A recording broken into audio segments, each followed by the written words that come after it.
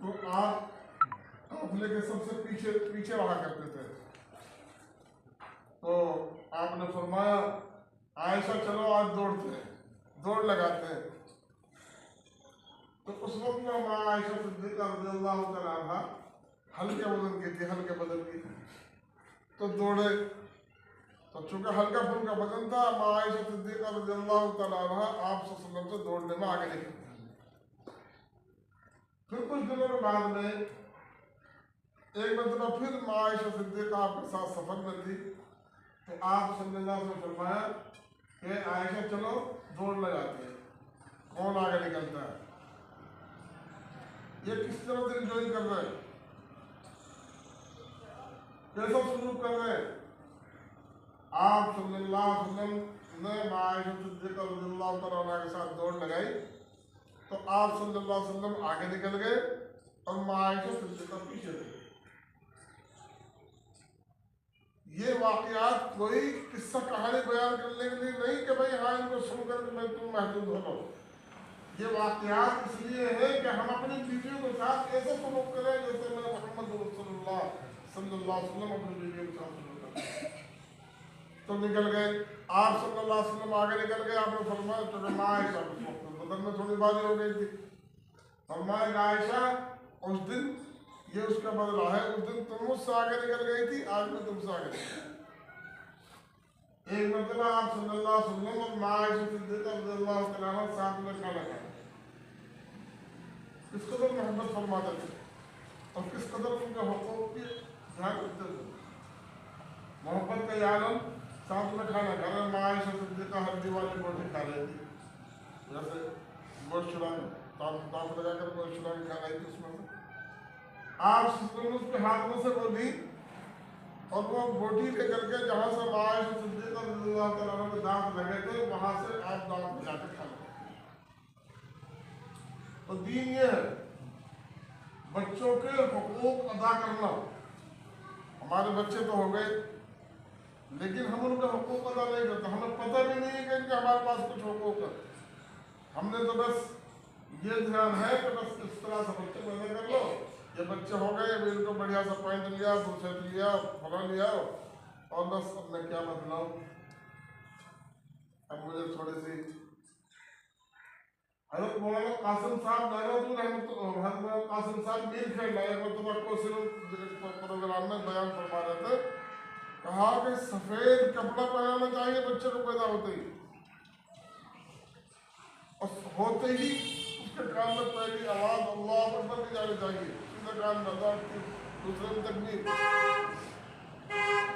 اور سفید کپڑا پہنا, اس کے سر پر مشک لگائے, زعفران لگائے, اور اس کے پہلی گھٹی دے کسی اللہ والے سے کوئی چھوارا وغیرہ چلے دعا کر کے اسے کہتے ہیں وہ کرانی چاہیے.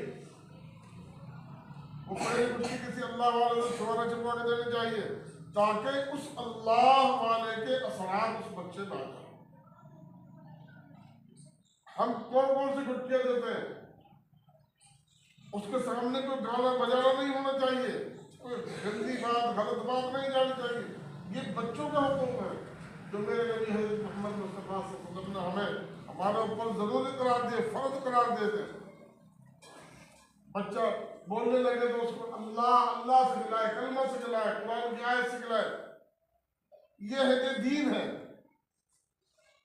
ہم 5 وقت کی نماز تو 5 وقت کی ہم سے ہوتی بھی نہیں ہے, 5 وقت کی مان لو نماز پڑھ کر سمجھتے ہم دیندار ہو گئے. تھوڑے تو تبلیغ میں وقت لگا کر گھوم گیا ہے, کھیر روٹی کھایا ہے, بس کہ ہم تو دیندار ہو گئے.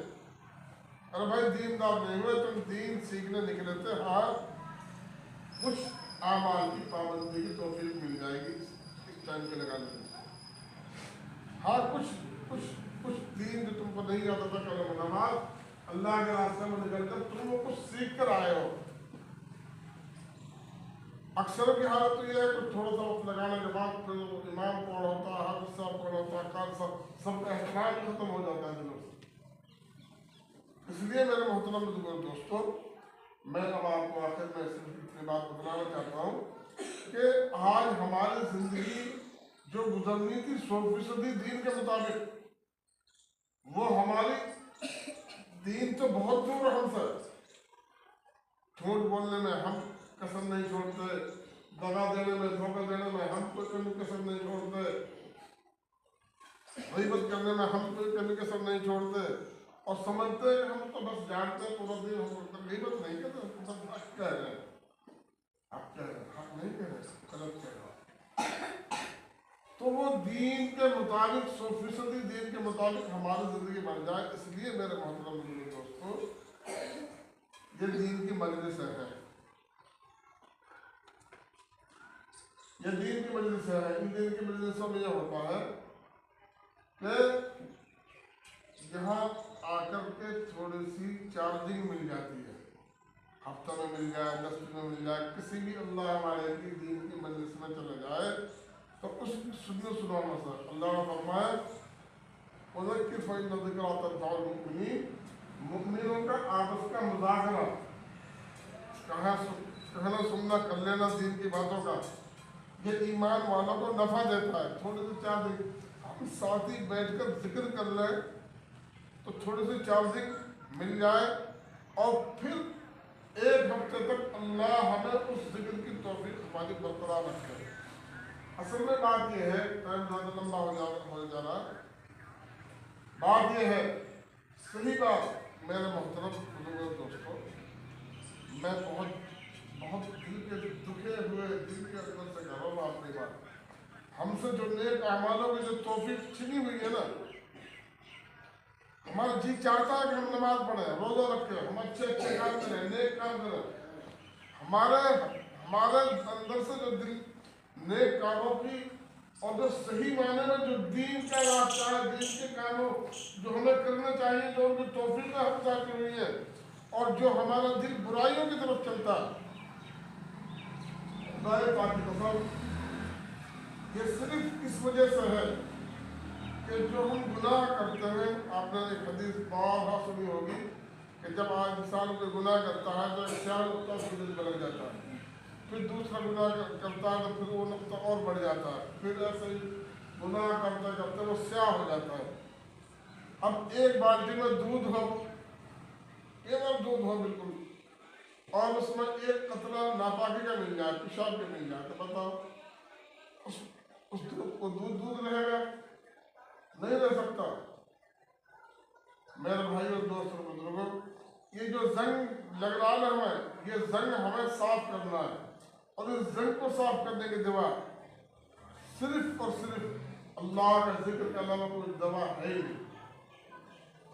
ये दिल अल्लाह के रहने की जगह है, जैसे इसमें अल्लाह, शैतान हमला जरूर करेगा इस दिल पर, हमारे हर आज़ा पर हमला करेगा, हमसे हर गुनाह कराना चाहेगा, लेकिन इस दिल में हमारे सिर्फ अल्लाह ही रहना चाहिए। उसके लिए ये जिक्र जो हम जिक्र करेंगे, जो ये दिल जब आदमी जिक्र करता है, ध्यान के साथ करता है, यकसुई के साथ करता है, तो अर्श आज़म से अल्लाह के नूर की तजल्लियाँ सीधी आपके दिल पर आगे बढ़ती है। अर्श आज़म से अल्लाह के नूर की तजल्लियाँ आपके दिल पर आगे बढ़ती है, और जब दिल पर आगे बढ़ती है तो वो स्याही जैसे तेजाब से गंदगी थक जाती है और वो छूटने लग जाती है, भागने लग जाती है, और भागने में वो फोड़ कर अलग हो जाती है। ऐसे ही अल्लाह की नूर की तजल्ली से ये अंदर से ये स्याही खत्म होने शुरू हो जाती है। फिर जब स्याही खत्म होने लगती है तो फिर आदमी जो नमाज की पाबंदी हम तो नहीं हो रही थी, फिर होगी, जो अपने कामों की तौफीक नहीं मिल रही थी, वो होनी शुरू हो गई। अब जो हम जिक्र करेंगे, जो हमारी गफलत और हमारे दिल की तलाश ये खत्म होगी, और ये खत्म होगी तो फिर हमें पूरी तौफीक मिलेगी। जितना जिक्र करेंगे उतनी अल्लाह के नूर की तजल्ली से हमारा दिल मुजल्ला हो जाएगा, रोशन हो जाएगा, फिर कोई गलत बात इसमें जल्दी से नहीं है। इस सफाई के लिए ये मुज़ाकरा है, और इंशाअल्लाह सुम्मा इंशाअल्लाह पाबंदी के साथ हम जुमेरात को टाइम, अगर साथी कहेंगे कि टाइम बदला जाए तो वो तो हो सकता है, इस वक्त में दिक्कत होती है, और बेहतरीन वक्त यही है। लेकिन अगर साथी कहेंगे कोई और वक्त हो तो पाबंदी के साथ इस जिक्र की मजलिस की, हम ये ना सोचे कि फला बुजुर्ग क्यों छोड़ रहा, फला बुजुर्ग क्यों नहीं आया, वो बुजुर्ग आएंगे तो हम जाएंगे। नहीं भाई, हमें अल्लाह का जिक्र करना, मिल बैठ के करना है। कोई बुजुर्ग जब आएगा तो उससे भी लुत्फ़ हम हो लेंगे, उससे भी महसूस हो लेंगे, और उसके से भी हम दीन की बातें सुन लेंगे। लेकिन जब तक वो नहीं आ रहा कोई बात नहीं, हम जिक्र करेंगे, पाबंदी से करेंगे। अल्हम्दुलिल्लाह, अल्लाह ताला हमें तौफीक दे कि हम पाबंदी से यहाँ आए और हम अपने दिलों को गंदगी में यहाँ के मिटाए। अल्लाह ताला हम नसीब फरमाए और गुनाहों से तौबा की तौफीक नसीब फरमाए। अल्लाह फरमाता है, या अय्युहल्लज़ीना आमनू ईमान वालों, अल्लाह का जिक्र ज़्यादा से ज़्यादा।